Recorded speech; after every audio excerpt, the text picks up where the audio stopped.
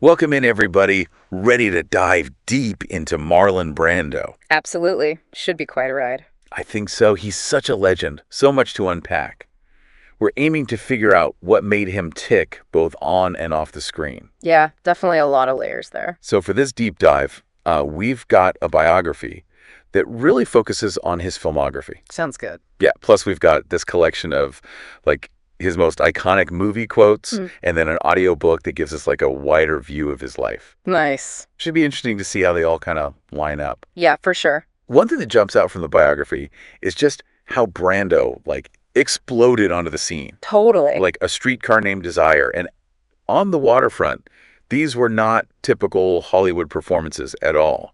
What do you think set him apart right from the beginning? Well, you got to think about the acting style of the time, you know? It was very theatrical, very like presentational. Right. And then you get Brando coming along, and he's all about this new method acting, immersing himself in the role, like really tapping into raw emotion. Yeah. It was like a complete revelation. And it's so true. Like when you read that quote from The Men, it was his very first film role. Oh, wow. He plays this paraplegic veteran. Oh, okay.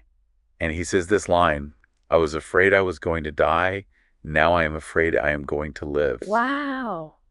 You can feel the weight of that statement, you know. Sure. It's not just a line, it's like a window right into the character's soul. Yeah, definitely. So powerful. Even in these early films, Brando was drawn to these roles that had like real depth, characters wrestling with, like serious issues. Right. He wasn't content with just playing the hero. He wanted to like explore the messiness of the human experience. Yeah, and then you've got the wild one, that leather jacket, that motorcycle, that attitude. He just became the embodiment of rebellion for like a whole generation. Yeah, exactly. It's amazing how that film just captured like the whole zeitgeist of the 1950s. You had this youth culture that was really starting to question authority, challenge all those societal norms. Right. And Brando became like the poster boy for that rebellion. Oh, and that line, "What are you rebelling against? What do you got?" So simple, but so powerful.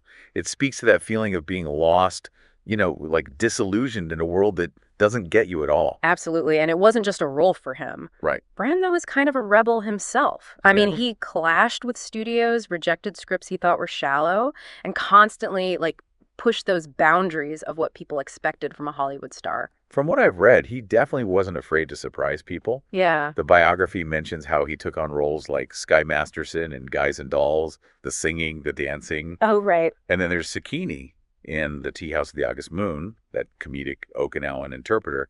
Those seem like pretty big leaps from the brooding rebel image. Oh, for sure. It shows his range, his total refusal to be typecast.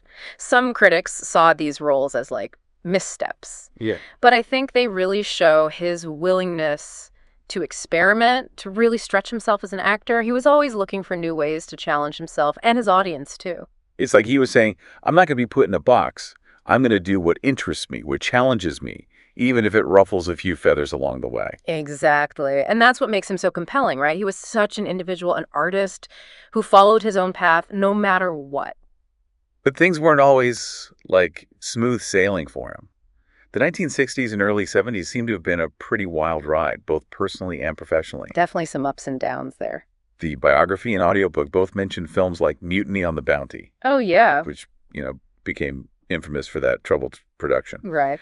And then there's Candy, which, well, let's just say it wasn't exactly a hit. Yeah. What do you make of this period in his career? I mean, those were undoubtedly challenging years for Brando. Clashes with directors, financial problems, and personal tragedies that all seem to, like, really take their toll on him. It's interesting to think about how those experiences might have shaped his later choices, both as an actor and just as a person. Yeah, absolutely. Makes you wonder if he was searching for something, trying to like find his footing amidst all the chaos. But then just when it seems like his career might be fading, he makes this huge comeback with The Godfather. His portrayal of Don Corleone is just iconic. The voice, the mannerisms, the pure presence. How do you explain the power of that performance? I think it's the subtlety, the restraint he brings to it. He doesn't overplay anything. Right. He lets the character's power just come from within. It's in the eyes, the small gestures, the way he commands respect without ever having to raise his voice. And then there's the whole thing with him refusing the Oscar for that role. Oh, yeah. He sends Sykeem Littlefeather to talk about Hollywood's treatment of Native Americans. That was such a bold statement. It really was. It showed that Brando was ready to use his platform to speak out against injustice, even if it meant alienating powerful people in the industry. He wasn't just an actor, he was an activist, a man who was deeply passionate about social issues. And that kind of leads us to another film that really pushed the boundaries, Last Tango in Paris. Even today, it's controversial for its explicit content and, that whole exploration of sexuality. Last Tango in Paris is definitely a film that demands to be reckoned with. Yeah. It challenged everything people considered acceptable on screen and sparked all these conversations about desire, intimacy, even the darker sides of human nature. It's raw, it's unsettling, and yet there's this strange beauty to it, this rawness that's kind of both repulsive and compelling at the same time. That's totally the power of Brando's performance. He isn't afraid to show us the ugliness, the vulnerability, that messy reality of human emotions. He was never afraid to make us uncomfortable. Exactly. He challenged us to confront our own ideas, to really question our own comfort zones. So we've seen the intensity, the rebellion, the highs and lows of Brando's early career. He was clearly a man who lived life on his own terms, both on and off the screen. But there's so much more to explore. Definitely. There's so much more to uncover. Let's dig a bit deeper into some of those later roles, the ones that maybe didn't get as much attention but still tells a lot about the man behind the myth. Yeah, let's do it. It's kind of fascinating how even in Brando's later roles, you can still see those echoes of those early rebellious characters. Oh, yeah. But there's also this added sense of maturity, like a deeper understanding of, how complicated life can be. Yeah, it's like he's carrying all those experiences with him, the triumphs, the failures, the personal struggles. They all inform his performances in these later films. Like take Apocalypse Now, for instance. His Colonel Kurtz is a world away from that youthful rebel from The Wild One. Right. This is someone who has seen the darkest parts of humanity. He's been completely consumed by it. And yet, there's still that vulnerability there, that sense of brokenness that's both terrifying and heartbreaking at the same time. Exactly. And that's what Brando does so well. He shows us that humanity, even in the most monstrous characters, it's like he forces us to confront the darkness within ourselves. It's funny you mention that because the biography talks about how Brando was drawn to these characters who were outsiders, the ones who challenged societal norms. Right. It's almost like he saw a bit of himself in those roles, don't you think? Oh, absolutely. I think that's a great point. Brando was always pushing those boundaries in his work and his personal life. Yeah. He wasn't scared to be different, to challenge the status quo. And I imagine that must come at a price. Yeah. The audiobook really dives into his personal struggles, his difficult relationships, the tragedy with his son, Christian. Right. It's obvious that fame really took its toll on him. Yeah.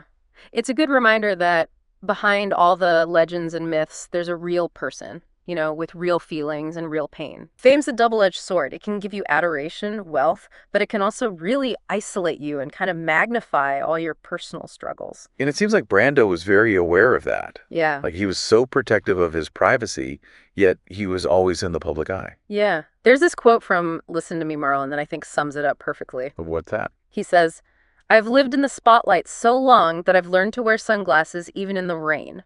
Wow. I know, right? It's so poignant. Like, it speaks to the burden of fame, that feeling of being constantly watched, never truly escaping the public eye. Right.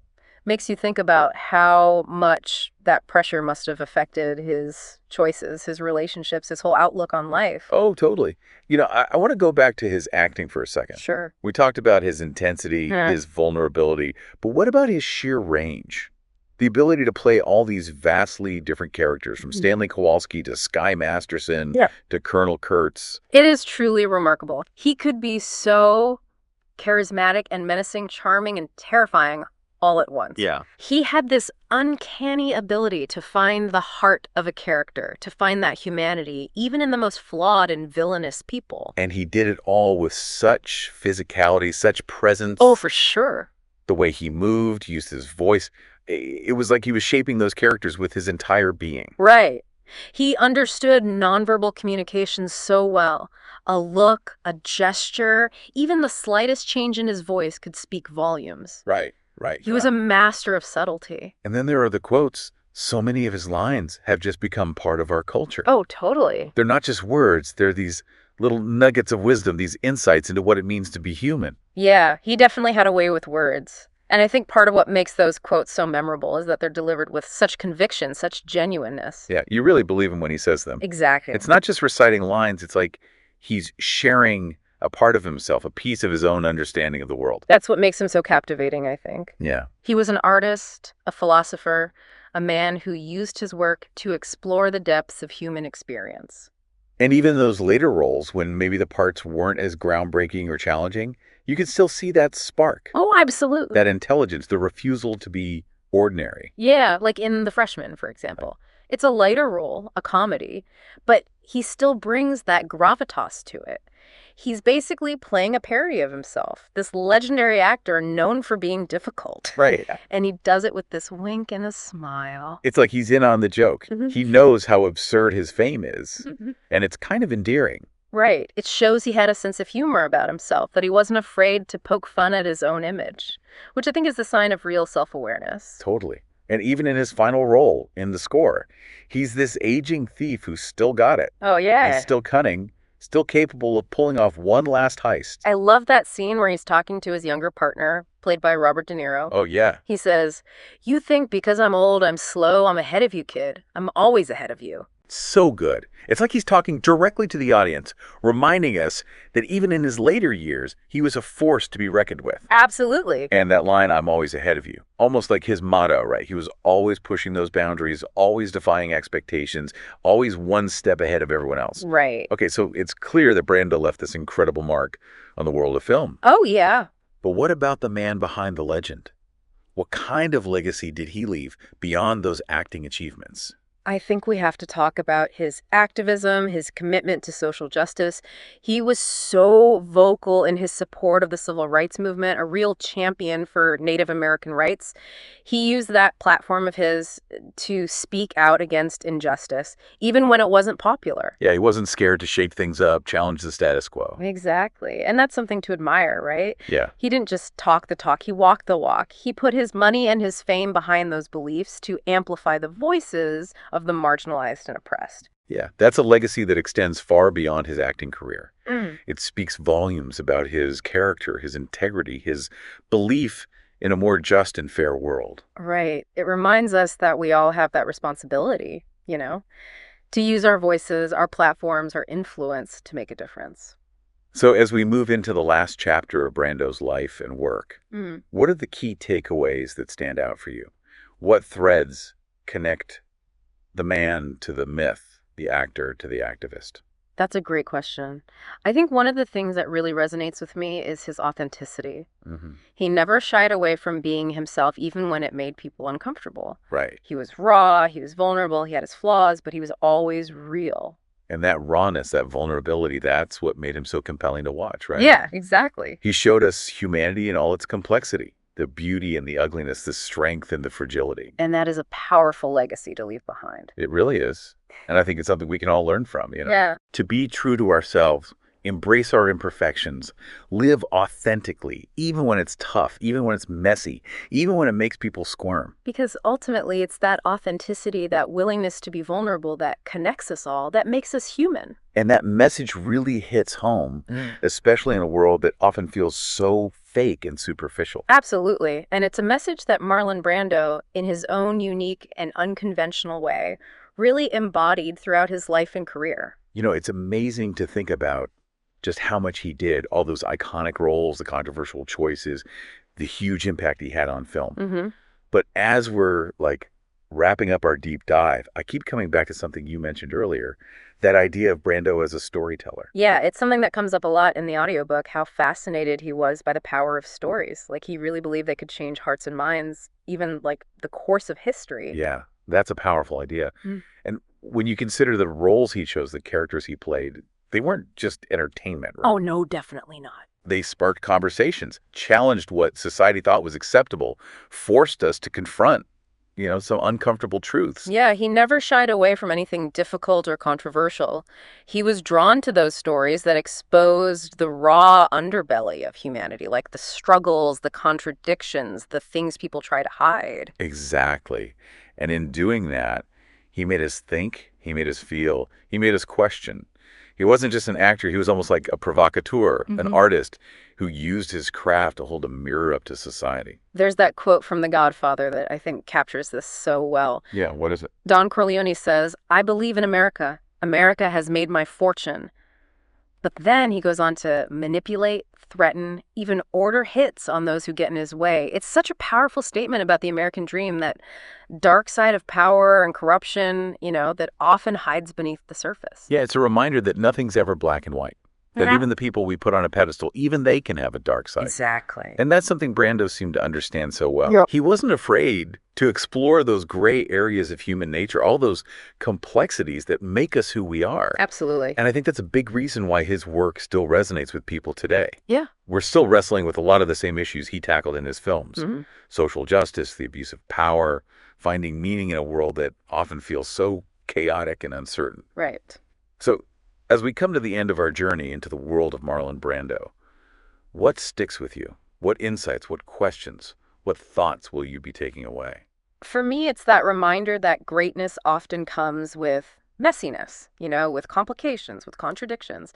Brando wasn't perfect. He made mistakes, he had struggles, he fought his own demons, but he never stopped pushing the limits, never stopped challenging himself and the world. Yeah. And that's something we can all learn from, I think, to live with passion, with integrity, and to be open to the complexities of life.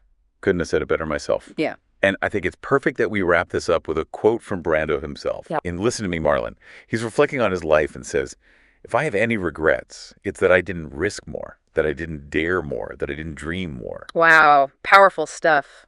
Even a legend like Marlon Brando felt like he could have pushed further, aimed higher. It's a challenge for all of us, right? Yeah. To never settle, to always strive for something more, to live a life that's both meaningful and real. Absolutely. And on that note, we've reached the end of our deep dive into the incredible life and work of Marlon Brando. We've explored his legendary roles, his rebellious spirit, his personal battles, and his lasting impact on film and beyond.